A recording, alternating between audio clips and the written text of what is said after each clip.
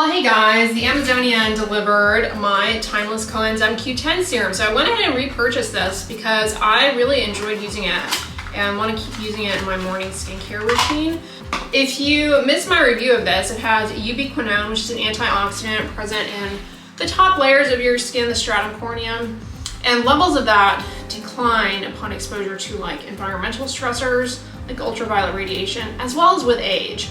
And COENZYME Q10 ubiquinone, it is helpful in your skin for defending against oxidative stress. Those free radicals would otherwise damage lipids, proteins, DNA in your skin and contribute to premature skin aging. Ubiquinone is lipid loving, so it has an easier time traversing the waxy barrier. And there is some evidence that applying it to the skin can actually affect meaningful changes in terms of improving the burden of sun damage upon exposure to UV rays. It also has hyaluronic acid, which helps with moisture content in the skin, and it has matrixyl, which is two peptides that may or may not affect meaningful change in your skin, but at any rate, improve moisture content. My biggest gripe with these Timeless serums is the seal is really difficult to crack into. There we go, finally got it off. They wanted to make sure this would not leak in transit. First things first though. All right, I'm just gonna pat dry so that my skin is still a little bit damp, but it's not like dripping. Now you do need to shake this up really well because it does kind of separate, especially in the beginning. I was getting some questions about how this compares to the Timeless vitamin C serum. So there's no ascorbic acid in this. There's no vitamin C. CoQ10, it is an antioxidant like ascorbic acid, but it's not going to be collagen boosting per se. You just need 3 drops of this for the face and neck. So ascorbic acid may help with improving wrinkles long term. The catch, however, is that ascorbic acid is really difficult to formulate in such a way that it actually penetrates your skin. Plus it's pretty unstable. And for me personally, I find a lot of ascorbic acid serums very irritating. Now I reviewed the Timeless one for you guys a while ago, and it's okay. People want to call it, like a dupe for the SkinCeuticals one because it has the same ingredient. I do know the SkinCeuticals one is stable just because there's some papers on it, but by and large, if you're new here, I don't really go after vitamin C serums because I think given the issues that they have with stability, it's like there's so many other antioxidants out there. It's like, I don't know, I really feel like it's grasping at straws sometimes with the vitamin C serums, and I do get irritated, my skin gets irritated by a lot of them. All right, and then over that, I'm going to just come on over with my sunscreen. So I've been using the Hada Labo UV White Gel. This is a hybrid sunscreen. I really like it, nice lightweight gel vehicle. So the reasons I use COENZYME Q10 and not ascorbic acid are, first of all, the ingredient is a lot more stable, has a good chance of getting into the skin. There's some decent evidence that it works. It doesn't bother my skin. On contrast, ascorbic acid, while there is good evidence that when formulated correctly, it can do things like act as an antioxidant, which Q10 does, and it can improve collagen synthesis, which Q10 does not do. While there's good evidence for it, the issues are around stability. It's not a very stable ingredient, and it's also difficult to get into the skin. So you're left up to the mercy of the manufacturer. And for me personally, the vitamin C serums the ascorbic acid serums at least, that are formulated, by the manual, they end up being pretty irritating. Now, I'm saying ascorbic acid specifically, but vitamin C is actually an umbrella term for a lot of different forms of vitamin C. Ascorbic acid is the one that you have the most research on, but it has all these stability issues. Then you have vitamin C derivatives like magnesium ascorbyl phosphate, sodium ascorbyl phosphate, etc., etc. And while those are stable and perhaps may get into the skin, your skin has to convert them to ascorbic acid, and we don't really have good research that actually happens. So there's that. So for me, it's like too much, it's too cerebral, and it's like, it should not be that complicated. Now that being said, if you'll go scroll through my channel, you're gonna see a ton of reviews of vitamin C serums. Like, for example, I reviewed the Timeless one. I've reviewed the Isdin Melaclear, which is essentially an ascorbic acid serum. You'll see a lot of reviews on here. So I do try them out, but for me personally, it's not like a preferred ingredient. Time for my coffee. I have the hardest time finding mugs this size. A long time ago, there used to be this company. I mean, I'm sure it still exists. I want to say it was called Strawberry Street. If you've been here a while, you remember I used to have some of their mugs, and they were a perfect size. They were tall, like I think they were advertised as latte mugs. The problem with those, I encountered this twice, is that with long-term use and using, you know, putting in the dishwasher, etc., what would happen is the handle would spontaneously just break off. And so they didn't have the best longevity. But those used to be at like Marshalls and Home Goods a lot in the 2010s time. And I don't see that company anymore. It was a really good mug, except as I just pointed out, it was not made to last. But this Mickey mug I've had for a long time and it's held up.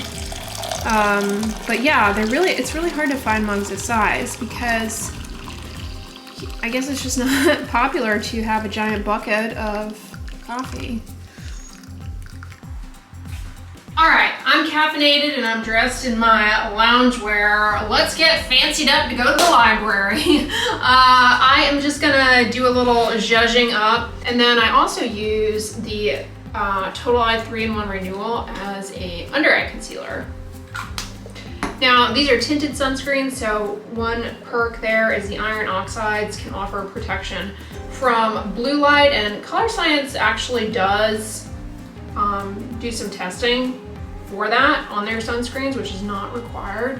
When I say blue light, I'm talking about HEV that comes from the sun. I'm not talking about your devices and stuff like that, because the amount of blue light that comes from those pales in comparison to what you're getting from the sun, and it's unlikely to be negatively impacting your skin. I mean, unless you're just like glued to your iPad nonstop 24/7 for years and years and years, then yeah, that probably is not so good for your health. But I think we can all agree that that's not good for your health, regardless of the effects of blue light on your skin.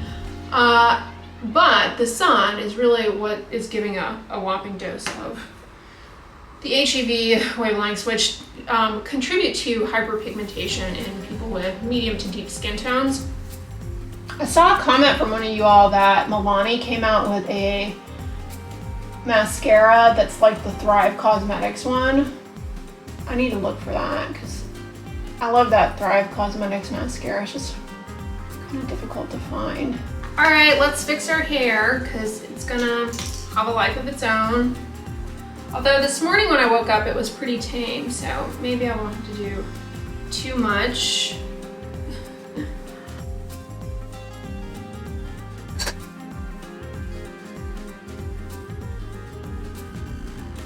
So I watched this documentary. It was really good. It was about this weird religious / diet cult, COENZYME. You guys have gotta watch this. But this woman, her hair, when she first started out, her hair was pretty normal looking. But as the cult grew and grew and grew, so did her hair volume. It got taller and taller. Her hairstylist was definitely able to work that teasing comb. Man, I don't even know how people do that. I'm coming in with the Moroccan hydrating cream. I don't know how people are able to tease their hair that much. Like, it seems like mine would just look like a big rat's nest.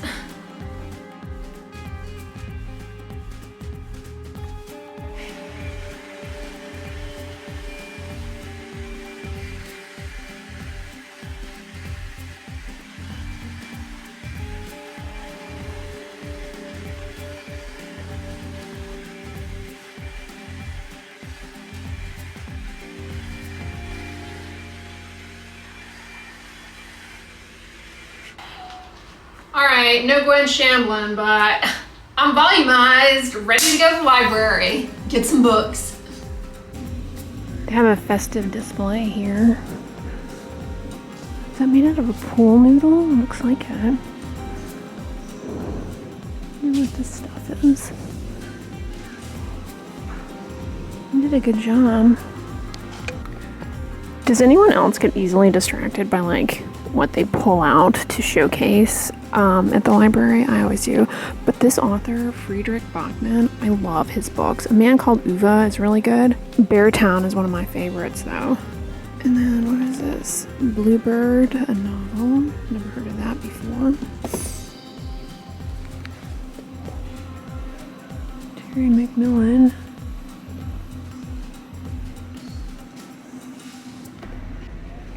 What do they have over here? Any Given Tuesday. Political love story. Sounds interesting, I suppose. I'm not really into romance. I say that, but I am a die-hard Nicholas Sparks fan, or at least I haven't read a Nicholas Sparks book in a long time, but I went through a phase where I was really into Nicholas Sparks. I have some books for sale here. Martha Inc. This is one I would like to read. It'd be good to listen to on audiobook. Astronomy. Sew the Contemporary Wardrobe. For American Girl dolls. Here's another Martha book.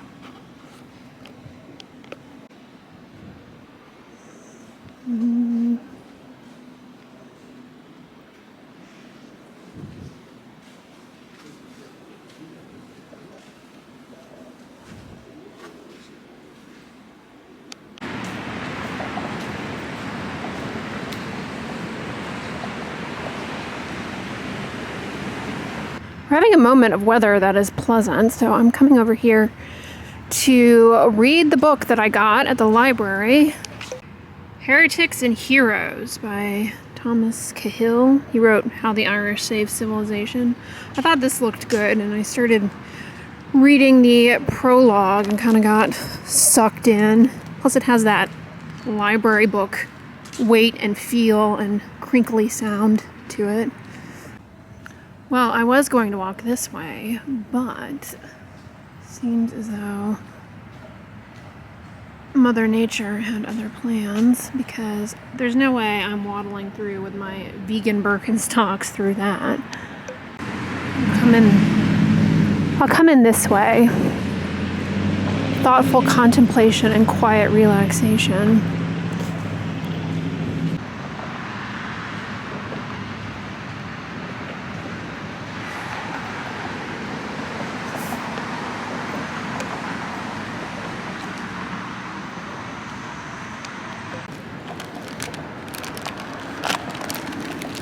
See how it has that nice crinkly sound?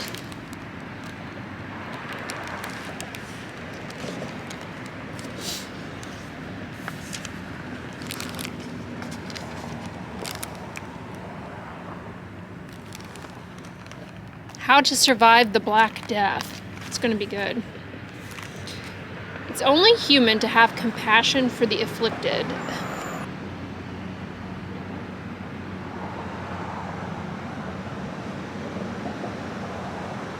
And here we are at Kroger. They've got their New Year's Eve stuff out. Festive.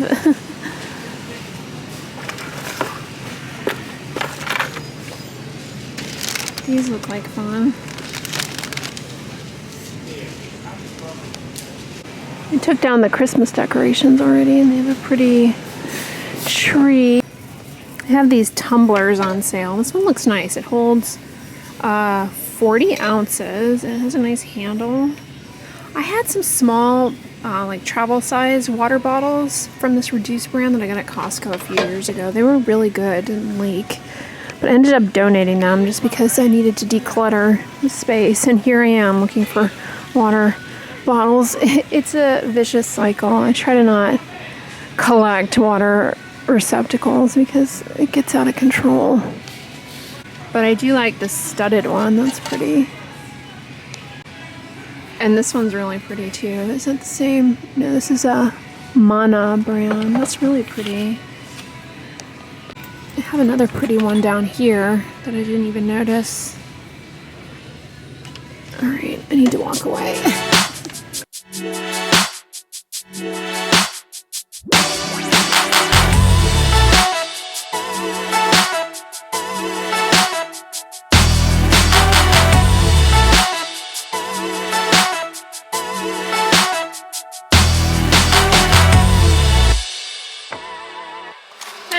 just about to whip up a cup of one of my favorites, the Ginger Digestion Elixir from Peak.